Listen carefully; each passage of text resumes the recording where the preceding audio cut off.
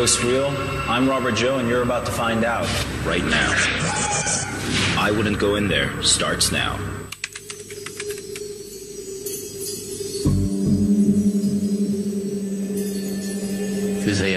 I started my duty by patrolling all the areas I had to cover that night.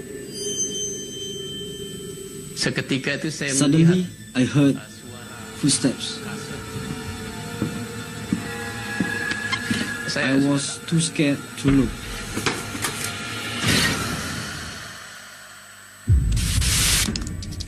I love stories like this. Ghost stories. Really scared. A lot of torture places, a lot of people die there. We heard a voice About places we're not supposed to go. We're warned not to go. But I'm no ghost hunter. The fear, superstition, always hides a bigger story. A true story.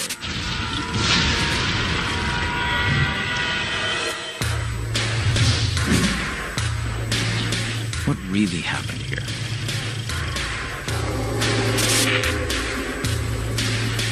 And if you knew, would you still go there?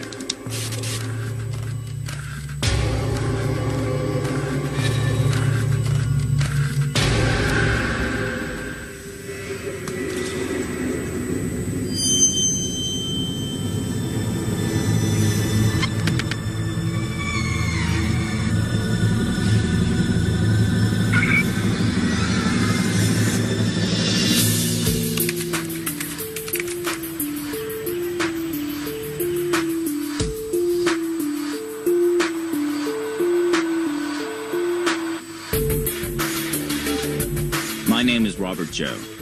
I'm a blogger and urban explorer.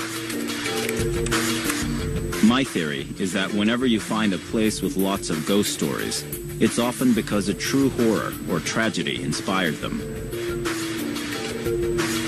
Penang, Malaysia was no exception. I found one curious story at a former British World War II fort on Penang Island. Today, it's been converted into a museum.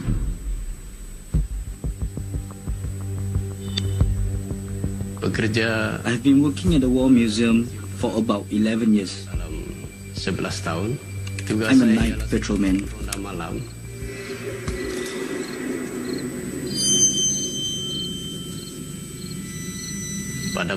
It was exactly 11:15 that night.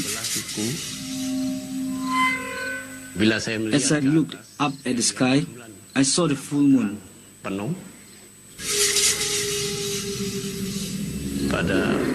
I started my duty by patrolling all the areas I had to cover that night. Kawasan-kawasan perlu saya buat rondaan.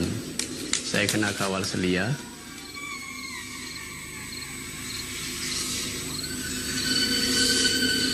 Kemudian saya Later, I went to the alley below the control tower. Bangunan menara kawalan. Kemudian saya terpandang. When I looked up, ada sosok. I saw a figure looking at me. Perhatikan saya.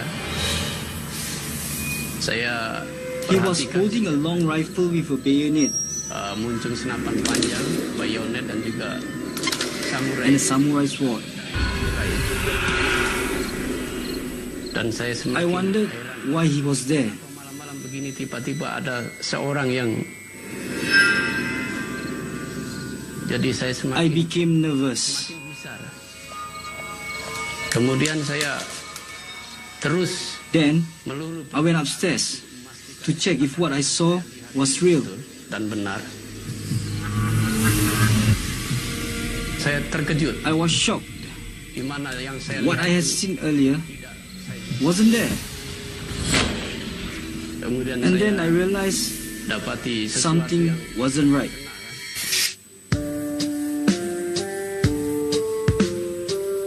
Rocky the night watchman was clearly disturbed by what he thought he saw. Even though I don't believe in ghosts, in my experience, stories like Rocky's don't just surface out of thin air. They usually have an element of truth. A truth based on events from a forgotten past. The British built this fort in the 1930s, only to abandon it to the Japanese at the onset of World War II. What could have happened there before it became a museum?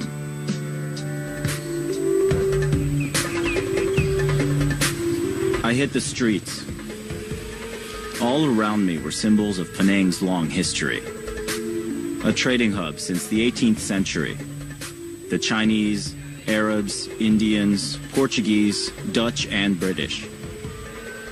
They'd all come here, creating a sort of Southeast Asian melting pot. And they'd all brought with them their own beliefs in the supernatural. Malaysian beliefs and spirits anyway. I was meeting Nazruddin Rahman, a local TV personality. He was well acquainted with Penang's ghost stories and urban legends. Malaysia is a melting pot of cultures. Of course, we've got the Chinese community and Indian community here in Malaysia, Sikh, and they've all got different manifestations of spirits. So, here in Penang, what are the ghost stories like? Loads of stories. From old mansions that were abandoned to Japanese ghosts marching in the night. I'm going to take you one right now. There's an interesting love story behind it. Okay, cool. Structure's a bit unstable, so we'll be careful. Your reputation keeps people away. Naz took me to Ralau Villa, rumored to be one of Penang's most haunted houses. After you, sir. Of course.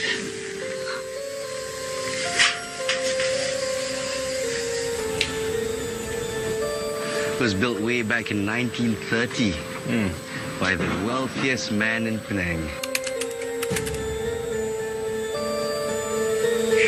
Right, urban legend has it that once upon a time, back in the day, a wealthy family from Hong Kong had come here to stay. And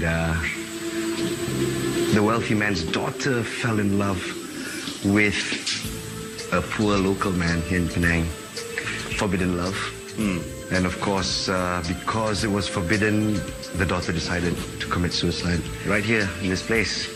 And ever since then, many strange happenings, according to urban legend, of course. Do local people come here? Are they afraid of this place? Places like this would invite spirits to reside from within.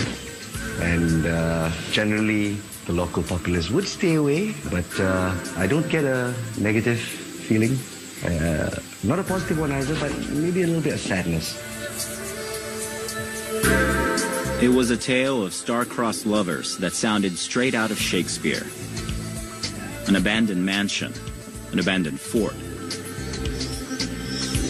Whatever happened in places like these often got tangled up in urban legends and superstition. What struck me about Rocky's paranormal encounter were the details. The samurai sword, bayonet rifle, left no doubt as to the Phantom's Japanese origins. The British built the fort some ways from the town, and the hill where it stood was nicknamed Bukit Hantu, or Ghost Hill by some. Penang seems full of ghost stories, but Rocky wasn't afraid of ghosts. He was afraid of a specific ghost. I want to know what he saw and why he was so terrified, and also why the locals call this place Ghost Hill. Makes you wonder what really happened there.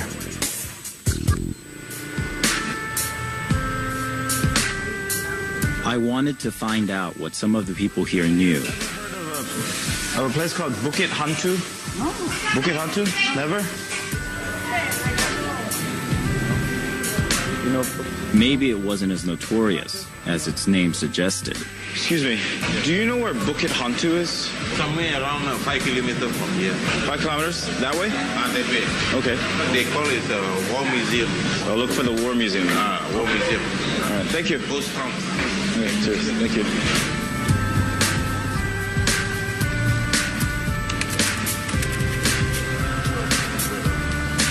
I finally made it to the foot of what is apparently Bukit Hantu. Oddly enough, it was really hard to find. One gentleman did finally know where it was and was able to point me in the right direction. So I'm going to go up and see if it has anything to do with Rocky's story.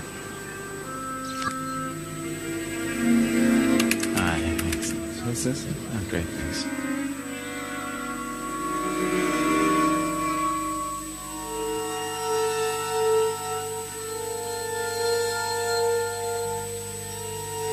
According to this map, this here is the observation post.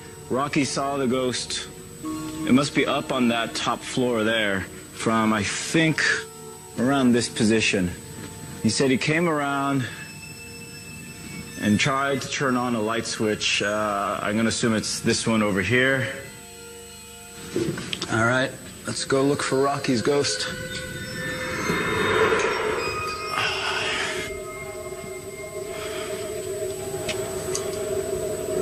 So that right down there is where Rocky would have been. This would be theoretically the point of view of whatever ghost Rocky said he saw, right here on top of this observation port. Your question is, what was it that was here that terrified Rocky so much?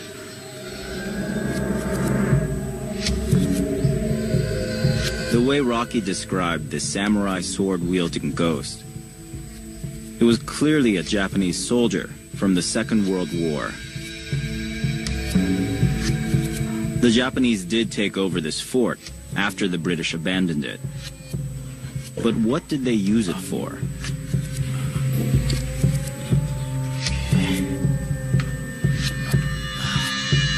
Maybe the answer lay hidden in these bunkers and tunnels.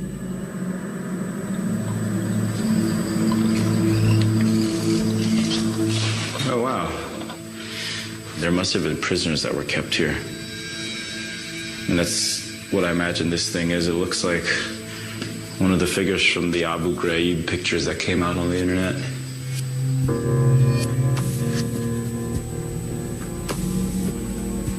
The prison cell was just the beginning.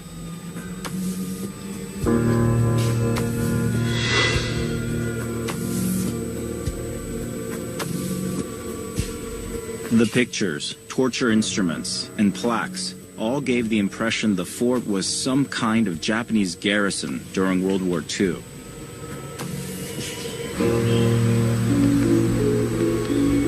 But set amongst that were some amusement park-style decorations. The museum seemed one part history, another part fantasy. Question was, how would I separate fact from fiction? So according to this placard, this space here was where a soldier by the name of Suzuki beheaded POWs, a Japanese soldier. Was this executioner named Suzuki linked to the ghost Rocky thought he saw? Maybe Colonel Suzuki was some kind of boogeyman. I spoke to the museum's owner, Johari Shafi. So what did the Japanese use this fort for? Japanese, on 16 December 1941, Japanese invade Penang, and then they turned this place, or this fort, become a POW camp for the first one in northern Malaya at that time. Really? Yes. According to Johari, the Japanese had turned the fort from a British outpost to a place of detention, and even worse. They torture people here, at this room. Right here? Yeah. Like, for example, pulling the nail, then take out the eyes. This is a normal practice by Suzuki and his people here. So who was Suzuki? Suzuki is a famous executioner during the Japanese occupation here. So Suzuki would execute people here? Yes. At this fort? Yes. Malay, Chinese, or Indian, or European. Johari described Suzuki as a colonel who carried a samurai sword wherever he went. That sounded like the character in Rocky's ghost story. I pressed Johari about the hauntings at the museum. You must ask Mr. Rocky.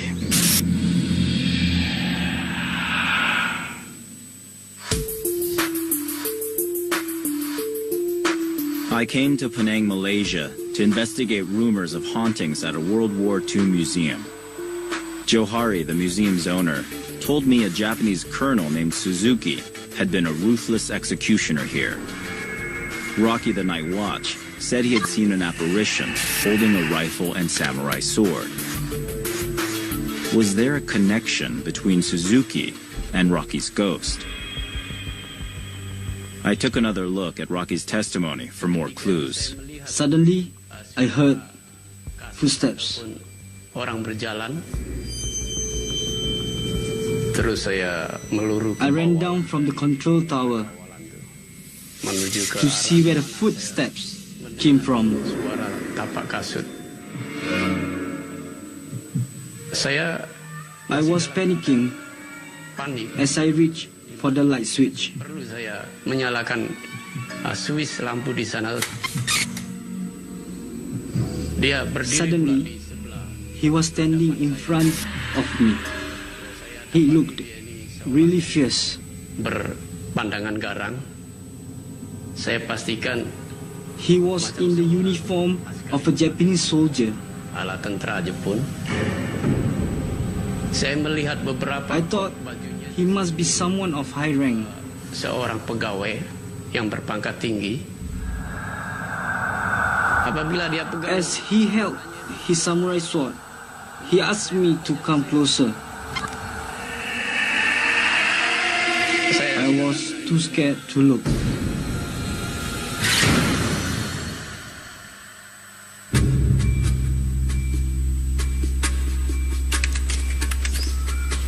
I tracked down Rocky to get more details about the ghost he believed he saw that night. So he was right up there? Iya. Nampak I saw sesuatu. something up there.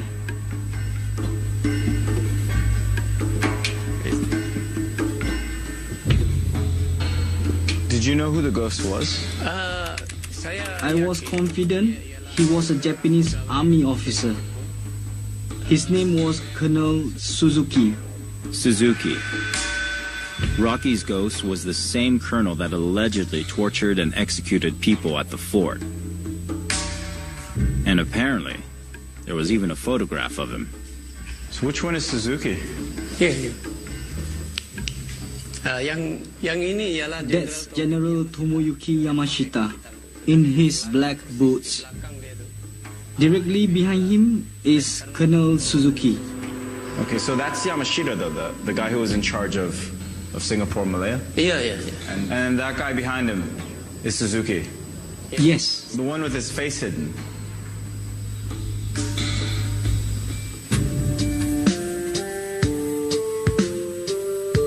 Looking at Rocky's picture, General Yamashita's face was clearly visible, but the person next to him, there's no way of knowing who that was. I don't see how Rocky could guess that was Suzuki. Something about the story just seems off. I needed to find out if Colonel Suzuki had even existed. And if so, what had he done to evoke such lingering fear?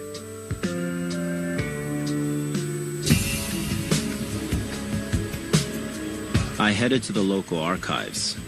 I wanted the truth about the Japanese occupation of Penang and this infamous colonel.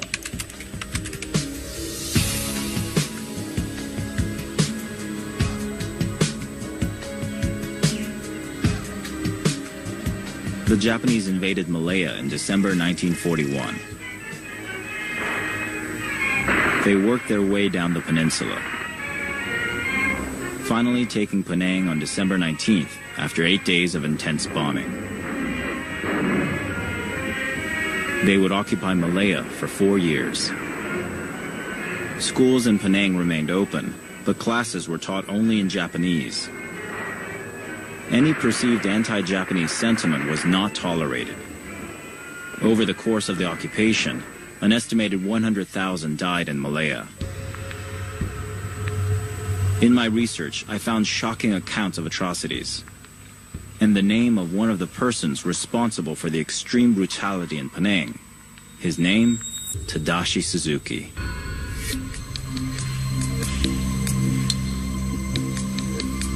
Suzuki was real. I tracked down someone who survived the Japanese occupation. He still lived in Butterworth, across the strait from Penang Island, and I figured he might know something about this Suzuki. Robert David had vivid memories of life under the Japanese. You're walking along the road, suddenly the Japanese truck will come, catch you, put you in the truck and take you away. You don't know what happened actually. Your husband has gone out, Your brother has gone out, he said, come back. So day to day, you lived in fear. You really don't know what will happen to you. Let me show you this picture. At the museum, we're told this person was Suzuki, a man by the name of Suzuki. Do you know who Suzuki is? Yeah, he was a CPO, but was a chief police officer. This person here? Has he long hair? He had long hair up to here. But he had shoulder-length hair. How do you know what he looks like? I have seen him. You saw Suzuki? I have seen him many times. He's in Butterworth. I'm in Butterworth. We see him everywhere. This was a surprise. Someone who had actually seen Suzuki in the flesh. But there was one important twist. Mr. David said Suzuki was never on Penang Island at the fort, but rather in Butterworth on the mainland. Was Suzuki in Penang Island? Was he ever? No, Butterworth. Never in Penang? No. Were you afraid of him?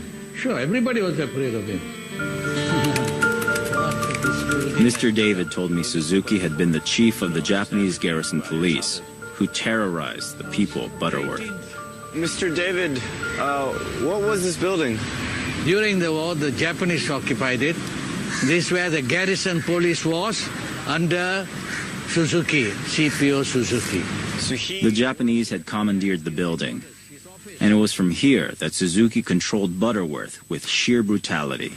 From here, they took the young boy to have him executed. For 3 months. Mr. David had actually witnessed Suzuki behead a young man. This place was an open field, and there was nothing here. It was all open.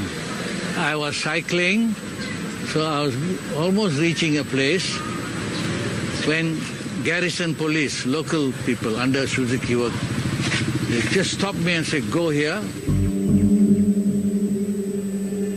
So I saw a big crowd when I came here, and every one of them apparently was forced to come to witness this execution. So I was in the crowd.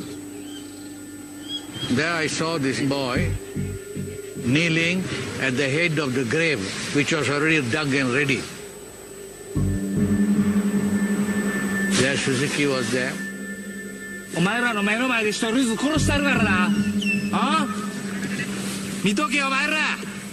He took out his sword from the sheath and raised it once and lowered it.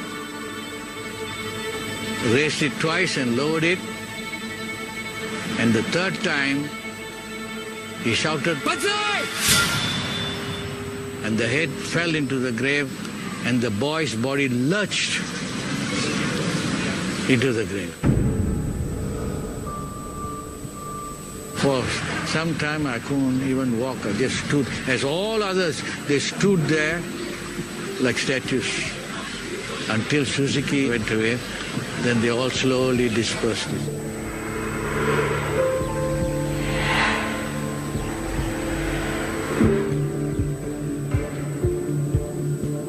My investigation was turning into a true history mystery.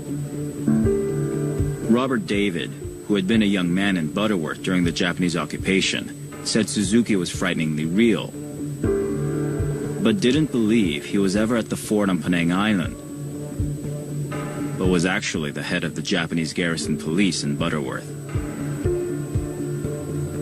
So part of the story at the War Museum appeared accurate. Suzuki was a murderer, and his brutal acts were still haunting the memories of those who witnessed them. But what did the Japanese actually do at the fort during their occupation of Penang? The way the museum blended fact and fiction made it hard to know for certain.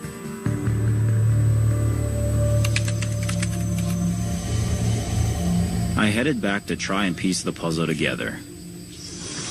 I'm back at the War Museum. It's actually a little creepier at night. The complete lack of light helps, certainly. And the fact that one misstep and I could tumble down hills.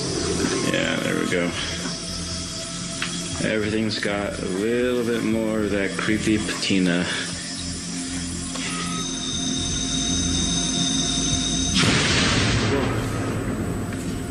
Jesus.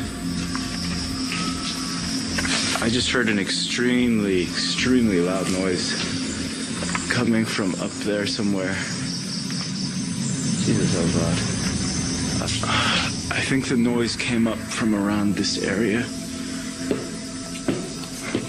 These stairs. It just sounded like a cannon, really.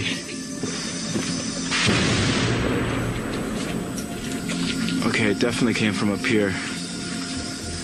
I think we're getting closer.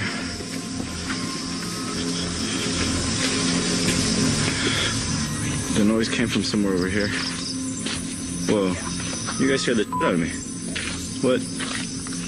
What was that? This is a fake cannon. This is for the night tour. This one. I'm curious to see just what this night tour is all about. Indra Gunawan, the night tour guide, gave me his take on the place. Indra reiterated that the Japanese had done horrible things at the fort. I had no doubt the Japanese occupation in Penang had been brutal. But after what I'd learned from Robert David, I was questioning what atrocities, if any, had taken place here. I guess the War Museum was intended as more of a symbol for the brutality of the occupation than an actual place of torture. What is this? So they cut the prisoner, they cut the head of the prisoner, and then after they cut the head will hang here. Uh-huh. And the dead body, they will keep in that building. The red light, you see there? The red light. Yeah. What they use for the mortuary. So this is a representation of the Japanese cutting off. When they cut the people here. Well, I couldn't help but notice that you have these big monsters with glowing red eyes. Yeah. You get information from workers in this museum. When they start to clean up this area, they see like this guy. So he can design how they see the time. So when you open these, the workers apparently saw these things. Proof that history really can inspire the dark corners of our imagination. All in the name of amusement, I suppose. Whoa. So this is meant to be some sort of prison? Yeah, this is like a prison design. And that's meant to be some sort of giant tarantula? Yeah, they get torture. Every display had an explanation, but many seemed more like B-movie entertainment than real history. Some spiders for paper. So spider torture. Yeah. Okay. I had no doubt that the real Suzuki inspired some of the museum's horror stories. But there was no proof that Suzuki was even there, or that the Japanese used it for torture and executions. How did the museum collect the information? How did the museum research this information? My own, So him going to anywhere to stay up this is secret, especially to England. What happened here, how many costs they make this place, everything.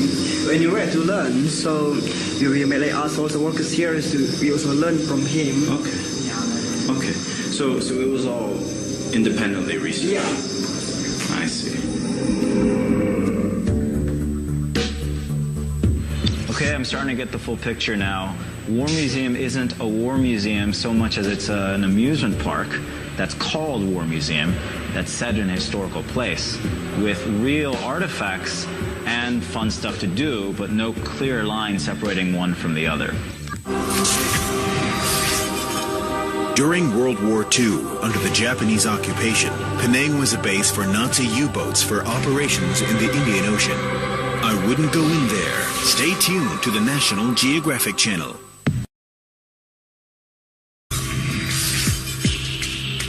Georgetown's rich collection of historical buildings remained relatively unscathed during the Japanese occupation. I Wouldn't Go In There continues now on the National Geographic Channel. I came to Penang, Malaysia to investigate the history behind a ghost story. A ruthless Japanese soldier was said to haunt a former World War II fort. The ghost that the night guard believed he saw was based on a real person, a Japanese military police officer named Tadashi Suzuki. This Suzuki was no ghost, but a very real monster. While Suzuki never executed anyone at the fort, he did commit horrible crimes elsewhere in Penang.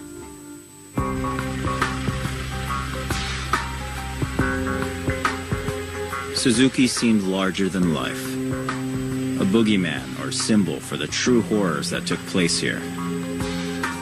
I sought out local historian Clement Liang. Hey, Clement. Hi. I'm Robert. Yeah, welcome. Nice to meet you. I'm trying to find out information about either an executioner or some sort of colonel in the Japanese army, perhaps, by the name of Suzuki. Do you know anything about him? During the war, there was a guy called Tadashi Suzuki, and he was the head of the police force at Butterworth. He had this reputation of chopping off people's heads. Clement confirmed what Robert David told me. Tadashi Suzuki was in Butterworth. But what about the fort on Penang Island? I heard Suzuki would torture and execute people at the fort. Is that true? Not that I'm aware of. I have not read any record that he went to the fort and tortured people there. That fort was quite a distance away from town, and there's no reason why they need to bring the prisoners all the way there. So is Suzuki responsible for all of the tortures and executions that are attributed to him? Well, there are quite a number of villains. I would say Suzuki was just one of them. Then Clement spoke of something much larger, something bigger than Suzuki's crimes. The real massacre that happened was during 1942. In Chinese, we call it Suk Ching. During the campaigns, it's just like people being rounded up and, brought to some place where they were massacred en masse. And I think that is even worse than what Suzuki did. Clement confirmed that Suzuki was never at the fort. It was too far away from population centers to be of practical use to the Japanese military police. But as head of the Japanese garrison police in Butterworth, he did play a role in a much larger terror that gripped Penang. Clement mentioned the Suk Ching. In English, the phrase meant to cleanse, to purge. Was the Suk Ching the real ghost of World War II still haunting Penang Island?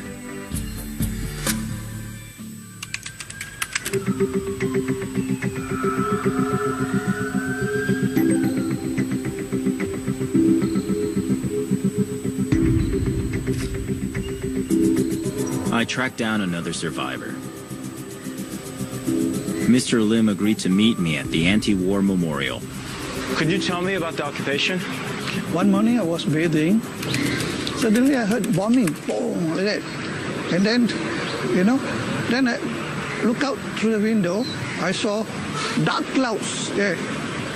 And then later, we have hundreds of people running along the streets and back lanes, And that was the start of the war for you? Yeah. I mean, it sounds like there was a pretty heavy Japanese presence in your daily life. Was it a violent time? The heads were chopped off by the Japanese at the police headquarters in Penang Road. The head was chopped off, and then they were hung up in front of the market the next morning. So you remember seeing heads hanging from poles? Yes. I saw the head hanging there. I was so scared, What kind of people were getting killed? Mostly Chinese. All the people, thousands of them, lined up the whole streets, taken away. The Penang Anti-War Monument recorded 5,000 people killed in the Suk Ching. Mr. Lim witnessed what happened to some of these victims.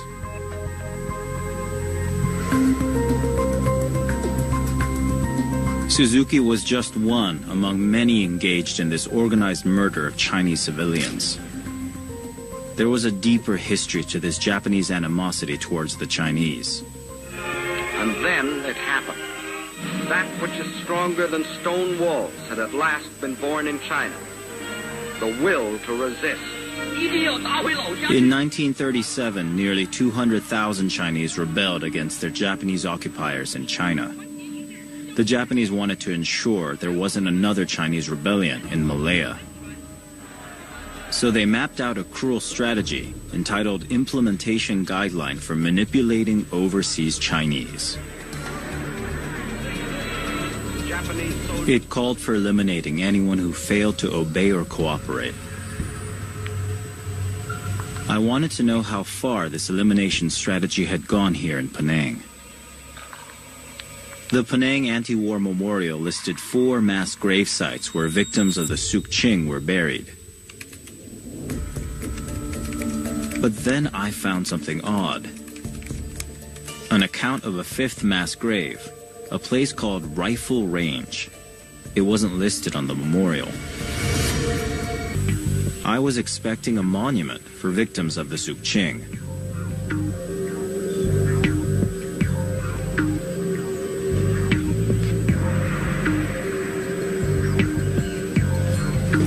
I'm looking for mass graves from the Suk Ching massacre. Are they here? No, there is no mass grave for the Suk Ching victims here. A few who died from explosions are buried here, but there is no mass grave. I have a few records here. They indicate that there are individual graves, but no mass grave. But there's supposed to be a mass grave at Rifle Range. No. This is Batu Gantung, not Rifle Range. So I came here looking for mass graves, and it turns out I came to the wrong place. The bodies aren't in this cemetery. They're at that apartment complex over there. That's Rifle Range. And so I'm going to head over there and see what else I can find out.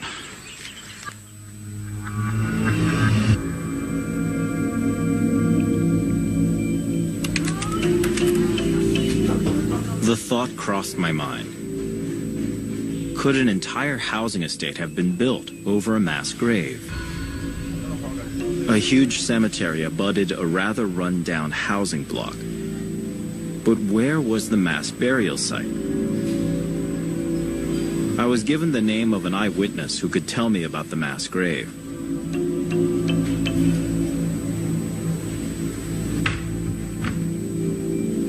Uncle Tan, I heard you could tell me about the mass graves here at Rifle Range. What do you remember about them? Before Japanese come, and then 他埋了很多人这里，他打死了很多平民啊。所以啊，这里啊，这个地区啊，埋了很多这个人。Were these bodies from the Suk Ching massacre? Yeah, Suk Ching 啊。Yeah. 日本人肃清的时候，是了，他们没有讲道理的，他就是这样埋，打死了就这样埋下去了。So you saw the bones? Yeah， 因为我们刚搬进来的时候啊，我们来看屋子的时候啊，他这个屋子有那个拖拉机啊，挖起来。挖起来我们看到了，所以我们看到很多骨头啊。How long ago was this? 50 years. 50 years ago, wow. So the 60s? Yeah. 1960s. Yeah. So I just spoke with Uncle Tan, and it turns out that there were mass graves here at these Rifle Range apartments. Where the bodies were moved, I don't know, but they were here. Two brave investigators. I came to Penang, Malaysia, because of an old World War II fort that was said to be haunted. I believe the haunting was a myth, but it was based on a very real monster, Japanese police officer Tadashi Suzuki. Yet he was just one man involved in the systematic killing of Chinese civilians here. It was known as the Suk Ching, the Purge. I identified 5 mass graves from the Suk Ching, including one I investigated called Rifle Range. But I had a feeling this was just the tip of the iceberg.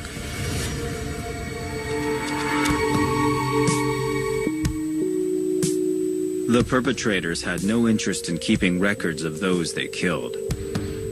To get to the truth, I'd have to talk to survivors and their families.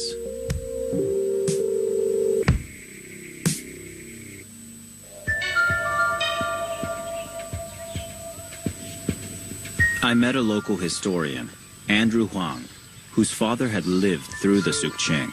Why did you ask to meet here? Well, Bukit Dumba is where we are. This was the site of two mass graves. So they came and they dug up a pit. In the pit they found 250 skulls.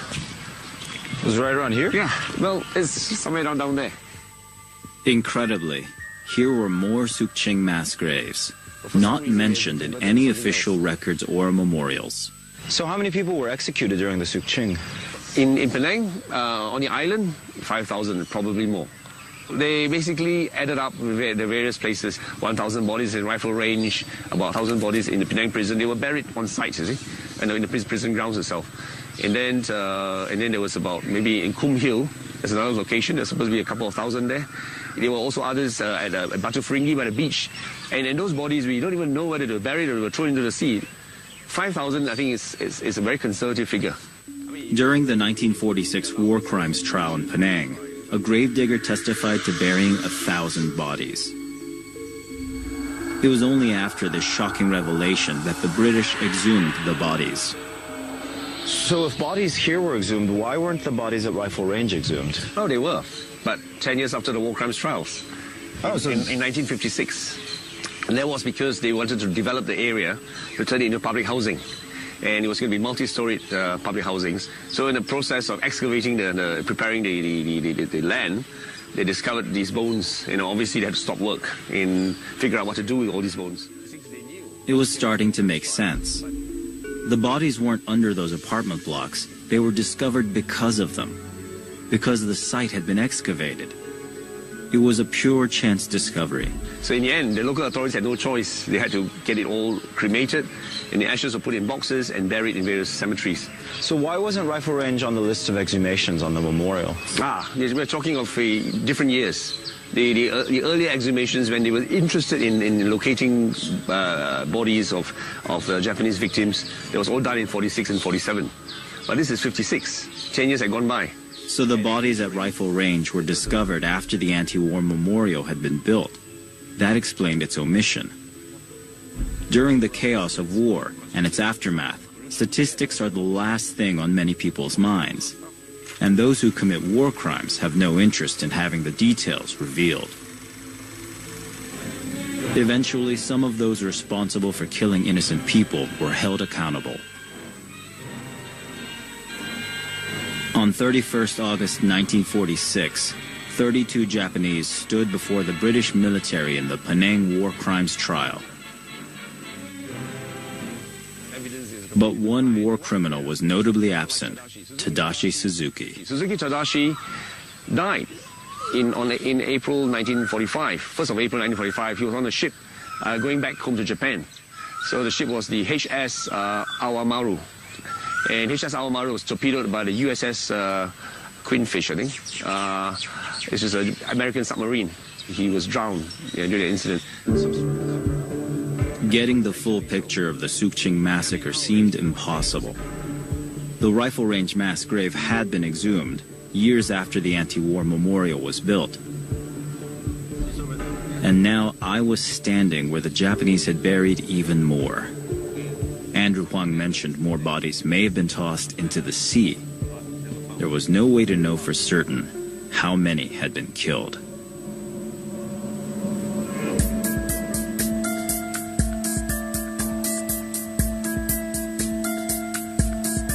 It was through Suzuki that I had begun to understand the true horror that had gripped Penang.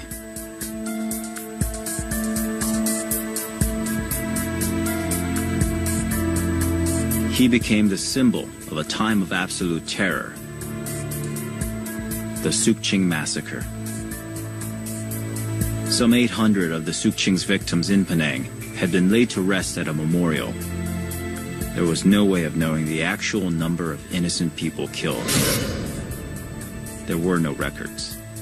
Those unaccounted for were what some people here call lost souls. To check out my blog and some exclusive extras, visit iwgit.com.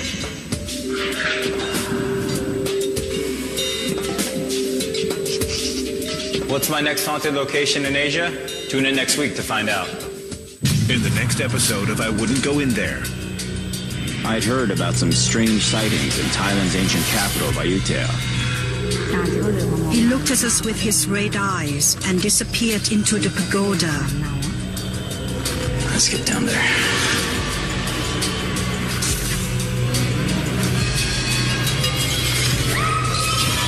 I Wouldn't Go In There. Next Friday night at 11 on the National Geographic Channel.